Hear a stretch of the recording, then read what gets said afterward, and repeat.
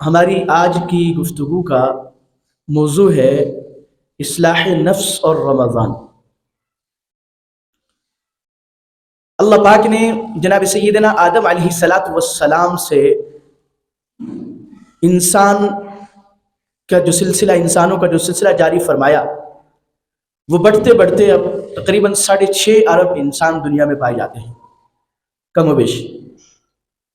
اور قیامت تک کتنی آئیں گے اس کا علم اللہ پاک کی ذات کو ہے۔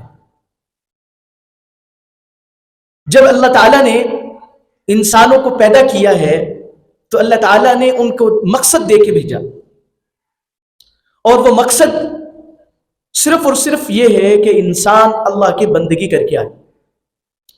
اور اس مقصد کی اہمیت کے پیش نظر اللہ پاک نے سب سے پہلے انسان جو بنائے وہ نبی بنائے، کہ یعنی انسان بعد میں آئیں گے لیکن ان کی رہنمائی کرنے والے اللہ پاک پہلے بھیجے۔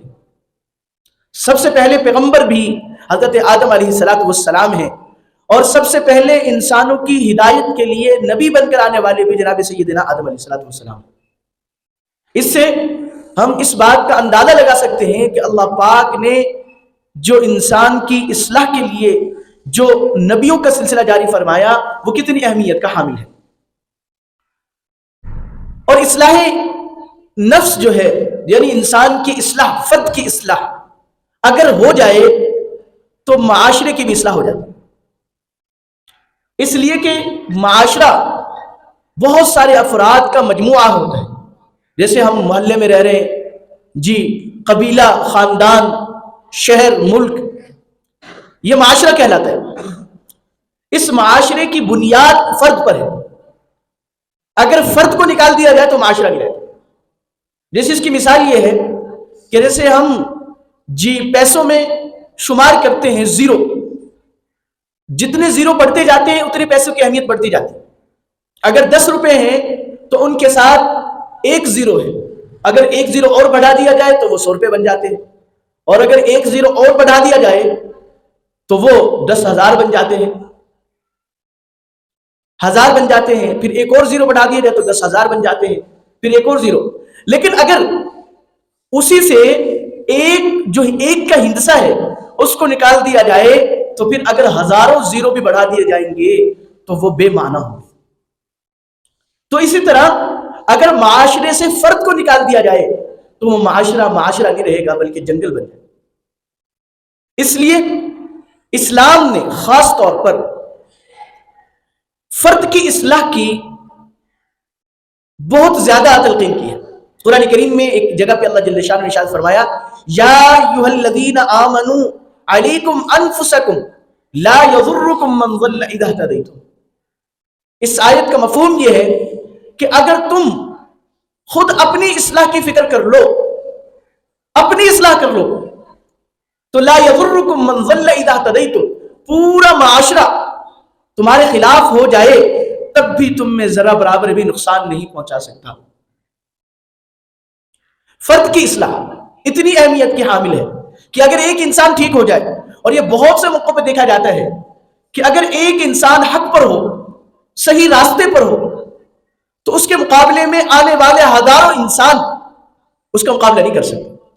چنانچہ جناب نبی کریم صلی اللہ تعالی علیہ وسلم اس کی عملی مثال ہے کہ جناب نبی کریم صلی اللہ تعالی علیہ وسلم نے جب نبوت ملنے کے بعد، اعلان نبوت کے بعد مکہ والوں کو دعوت دی تو تنے تنہا دی پورا مکہ، اور اس ماحول میں دی۔ آپ اندازہ لگا سکتے ہیں کہ جس ماحول میں معمولی چیزوں پر انسانوں کا خون بہانا معمولی چیز سمجھی جاتی تھی، چھوٹی چھوٹی باتوں پر خاندانوں میں برسا برس تک لڑائیاں چلتی تھی، یعنی کسی کو برداشت کرنا ان کی بس کی بات نہیں تھی۔ لیکن اسی معاشرے میں جناب نبی کریم صلی اللہ تعالی علیہ وسلم نے اعلان نبوت کیا اور لوگوں کو بتلایا کہ بھائی بت پرستی ٹھیک نہیں ہے، اللہ وحدہ لا شریک ہے، یہ جو تم نے بت رکھے ہوئے ہیں ان کی کوئی حقیقت نہیں ہے۔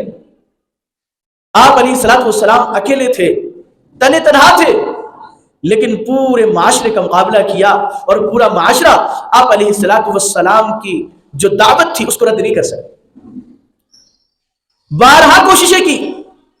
आप अलैहिस्सलाम के चचा अबू तालिब की विसातत से कई मरतबा कोशिशें की कि आप इस दावत को रोक दे, कलिमा तौहीद की दावत देने को रोक दे।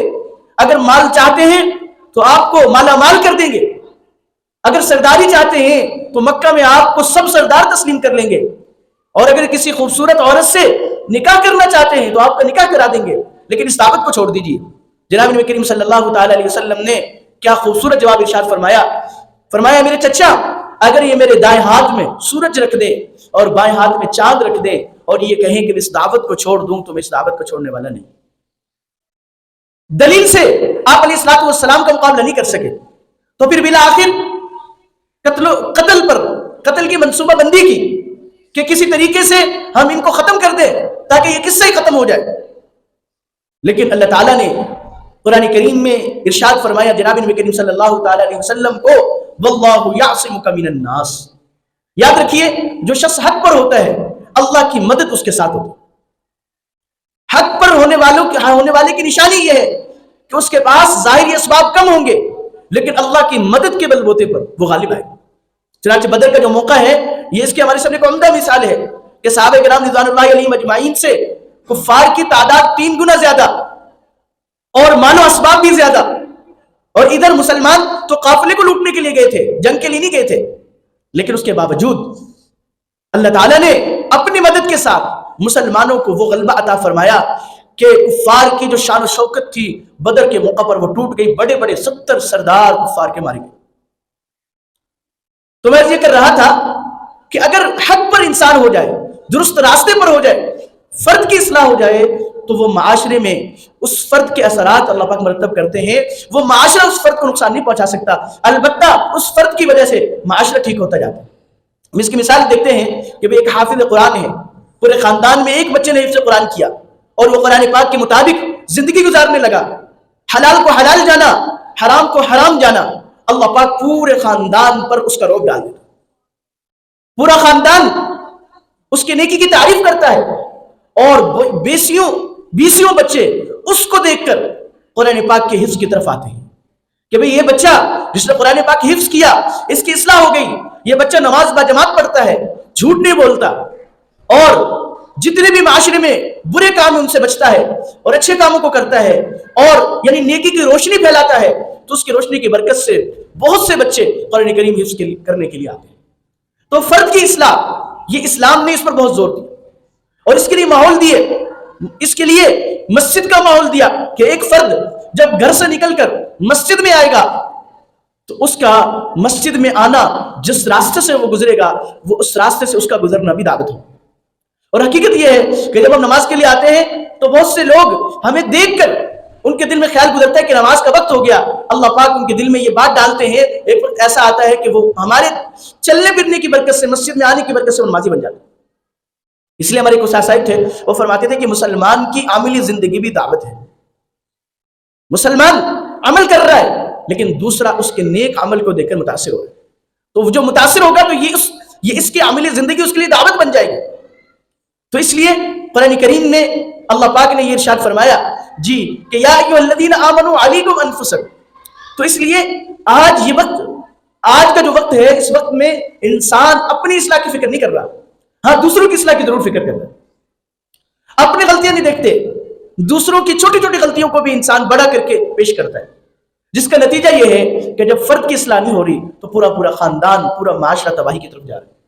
हर शख्स इस फिक्र में है कि भाई मैं दूसरे की इस्लाह कर लूं, और अपनी गलतियां उनको नजरअंदाज करता है, उनसे अफ़्व दरगुजर से काम लेता है, अपने बारे में फिक्र नहीं करता। यही वजह है कि हमारे पूरे खानदान हैं वो तबाह हो रहे।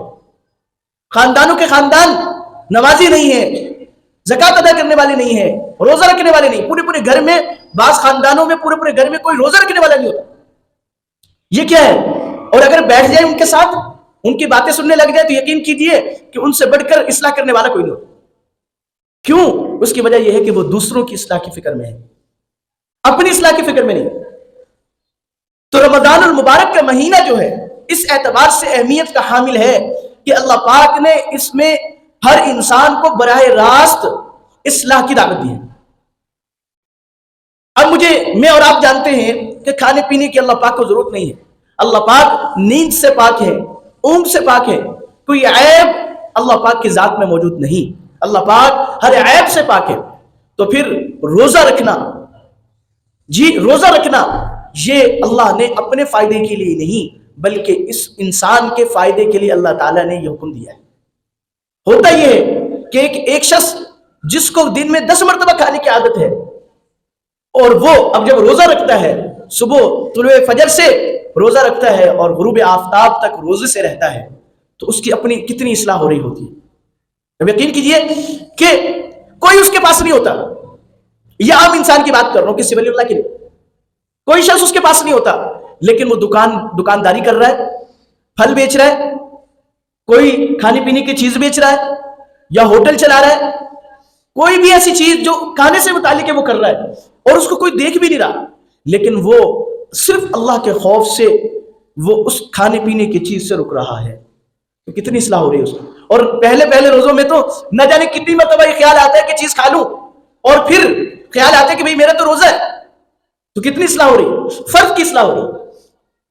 اصل اس بات پر یہ ہے کہ فرد کی اصلاح, کہ وہ اپنی فکر کر رہا ہے کہ میں نے جو روزہ رکھا ہے وہ ٹھیک ہے یا نہیں ہے.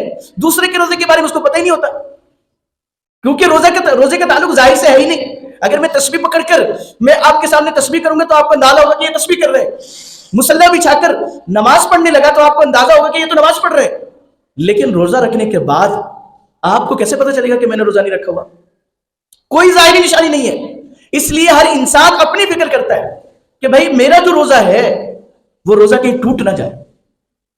تو کاش ہم اس بات کی فکر کر لیں کہ جیسے ہم کھانے پینے سے رکتے ہیں, اسی طرح روزے میں وہ چیزیں بھی, ان چیزوں سے بھی رک جائے کہ جو چیزیں ہماری اصلاح کی بجائے ہماری باطن کو خراب کرتی ہیں.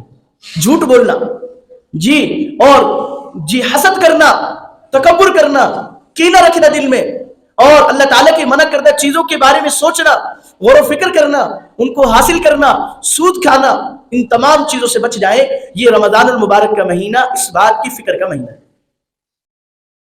اسی طرح ایک شخص رات میں جو 2 رکعت پڑھنے کے لیے کھڑا نہیں ہو سکتا تھا, اب وہ اس بات کی فکر کر رہا ہے کہ میں 20 رکعت تراویح بھی پڑھوں گا, نماز بھی پڑھتا ہے, اور پھر جب صبح سحری کے لیے اٹھتا ہے تو 2 رکعت نفل تہجد کے بھی پڑھ لیتا ہے. اور صالحین یعنی امت کے جو صلحاء لوگ ہیں, تہجد ان کا شیوہ ہے. اور ان ناشئۃ اللیل ہی اشد وطئا واقوم قیلا, فرمایا کہ رات کا اٹھنا یہ دل کی پاکیزگی کے لیے بہترین ذریعہ. اس لیے کہ رات کو انسان کے جو افکار ہوتے ہیں, جو دن بھر کی پریشانیاں, دن بھر کی سوچ و بچار ہوتی ہے, وہ انسان کے ذہن سے نکل جاتی ہے. انسان کا ذہن یکسو ہوتا ہے, اور پھر یہ ایک ایسا موقع ہوتا ہے رات کا کہ اس میں گویا کہ اللہ سے خصوصی ملاقات ہوتی ہے. اور پھر اس میں ایک بات یہ بھی ہے کہ یہ فرض نہیں ہے. فرض نماز میں انسان یہ سوچ کر آتا ہے کہ بھئی یہ تو اللہ تعالیٰ نے میرے ذمے میں لگائی ہے, لہذا میں نے کرنا ہی کرنا ہے. لیکن تہجد کی جو نماز ہے وہ فرض نہیں ہے. تو انسان اپنی خوشی سے اللہ کے سامنے کھڑا ہوتا ہے, تو اللہ تعالیٰ پھر اس کے اس کھڑے ہونے کی برکت سے اللہ تعالیٰ اس کے دل کو منور کر دیتے ہیں. اور تہجد کی برکات میں سے یہ ہے کہ انسان کا دل منور ہوتا جاتا ہے اور اس کو گناہوں سے نفرت ہوتی جاتی ہے. اس لیے یہ انسان ہر ایک خود اٹھ رہا ہوتا ہے کہ بھئی میں نے اٹھ کر سحری کرنی ہے اور اللہ کے سامنے میں نے اللہ کے سامنے سجدہ کرنا ہے. تو یہ انسان کی اپنی اصلاح ہو رہی ہوتی ہے. تو میں یہ کر رہا تھا کہ رمضان کا بہت زیادہ دخل ہے فرد کی اصلاح میں, اور حقیقت یہ ہے کہ فرد کی اصلاح انتہائی ضروری ہے, اور اسی کے لیے ہم اپنے آپ کو تیار کریں. رمضان المبارک کے مہینہ آنے سے پہلے ہم اپنی دینی اور دنیاوی مصروفیات کو اس انداز سے ترتیب دے لیں کہ ہمارا وقت رمضان المبارک کا جو وقت آنے والا وقت ہے وہ ایک ایک لمحہ قیمتی بن جائے. اور ایک اور بات یاد رکھیے گا کہ ہم کوئی بھی کاروبار کرتے ہیں تو وہ کاروبار پورا سال ہوتا ہے یا ایک مہینہ ہوتا ہے؟ بتلائیے بھائی, وہ کاروبار پورا سال ہوتا ہے یا ایک مہینہ ہوتا ہے؟ جی آواز نہیں آ رہی آپ سب کی. ہم ملازمت کر رہے ہیں پورا سال کر رہے ہیں, کاروبار کر رہے ہیں پورا سال کر رہے ہیں. ہاں البتہ یہ ضرور ہوتا ہے کہ کوئی بھی کاروبار کر رہے ہیں اس کا ایک سیزن ایسا آتا ہے کہ جس میں ہمیں عام دنوں کی بنسبت فائدہ زیادہ ہوتا ہے. لیکن ایسا نہیں ہوتا کہ ہم یہ سوچیں کہ بھئی سیزن کے مہینے میں تو ہم کاروبار کریں گے، باقی 11-12 مہینے 10 مہینے ہم گھر میں آرام سے بیٹھ کے سوئیں گے تو ہمارا کاروبار بھی چلتا رہے گا، ہمیں منافع بھی ملتا رہے گا. ایسا نہیں ہوتا بھائی. وہ شخص نادان ہے، بے وقوف ہے کہ جو 1 مہینہ کاروبار کرے اور پھر 11 مہینہ بیٹھ کر یہ سوچے کہ مجھے اس کاروبار کی وجہ سے نفع آتا رہے گا. ایسا نہیں، بلکہ اس مہینے کو قیمتی بناتا ہے کہ بھائی اس میں تو کوئی لمحہ ضائع نہیں ہونا چاہیے، لیکن پورے 11 مہینے بھی وہ روٹین سے اپنی دکان پر اپنے جو ہے کاروبار پر جاتا ہے. تو بھائی اسی طرح رمضان المبارک کا مہینہ نیکیوں کے سیزن کا مہینہ ہے. لیکن یاد رکھیے، اگر ہم نے اس نیت سے نماز پڑھی کہ بس رمضان میں پڑھیں گے اس کے بعد نہیں پڑھیں گے، اس نیت سے گناہ چھوڑے کہ بھئی رمضان میں تو چھوڑ دیں گے اس کے بعد نہیں چھوڑیں گے، تو بھائی ہم نقصان میں جا رہے ہیں. یہ توبہ کی شرائط میں سے ایک شرط یہ بھی ہے کہ آئندہ اس گناہ کے نہ کرنے کا عزم کرے کہ میں زندگی بھر اس کو نہیں کروں گا. اسی طرح جو نیکی کے کام چھوٹ رہے ہیں تو یہ عزم کرے کہ میں اب زندگی بھر ان کاموں کو کروں گا. تو جیسے ہم کاروبار کو پورا سال چلاتے ہیں، بلکہ زندگی میں جب تک امید رہتی ہے، کام کرنے کی صلاحیت رہتی ہے، ہم کام کرتے ہیں کہ بھائی کوئی گھر نہیں بیٹھتا، کوئی انسان یہ سوچ کر کہ بھائی اب تو میری عمر اتنی ہوگی اب میں چھوڑ دوں، جب تک اس میں صلاحیت رہتی ہے وہ کاروبار کرتا ہے. تو اسی طرح بھائی آخرت کی جو تیاری ہے وہ بھی پوری زندگی کرنے کی ہے، صرف 1 مہینہ کرنے کے نہیں. تو اس لیے اپنے آپ کو اس پر تیار کریں. البتہ یہ ضرور ہے کہ بعض اوقات انسان کوئی کام شروع کرنا چاہتا ہے نا تو دوسرا اس کو مشورہ دیتے کہ بھائی سیزن کے دنوں میں کرنا تاکہ آپ کا کاروبار چل جائے، آپ کو امید بن جائے کہ میں کام کر سکوں گا. تو بھائی رمضان المبارک کا مہینہ اس لیے ضرور ہے کہ انسان یہ سوچے کہ بھائی میں نے اس رمضان سے اپنی نیکیوں کا آغاز کرنا ہے تاکہ میری عادت بن جائے. کیونکہ آغاز میں جو ابتدا میں جو تھوڑا سا کام کو شروع کرنا ہوتا ہے وہ مشکل ہوتا ہے، لیکن اگر اس میں انسان کو حوصلہ مل جائے تو انسان اس کام میں آگے بڑھتا جاتا ہے. تو بھائی اسی طرح ہم یہ نیت کریں کہ بھئی اب اس رمضان سے ہم نے زندگی کی آخری سانس تک تمام نیکی کے کام کرنے ہیں اور سارے گناہوں سے بچنا ہے. تو پھر انشاءاللہ یہ رمضان کا مہینہ ہمارے لیے انتہائی مفید مہینہ ہوگا، اس لیے کہ ہم اس کا اپنے اللہ کو راضی کرنے والے بن جائیں گے. اور توبہ کی شرط جو ہے وہ پوری ہو جائے گی کہ توبہ میں یہ ہے کہ ہم زندگی بھر نیکی کی کرنے کی نیت کریں اور گناہوں سے بچنے کی نیت کریں.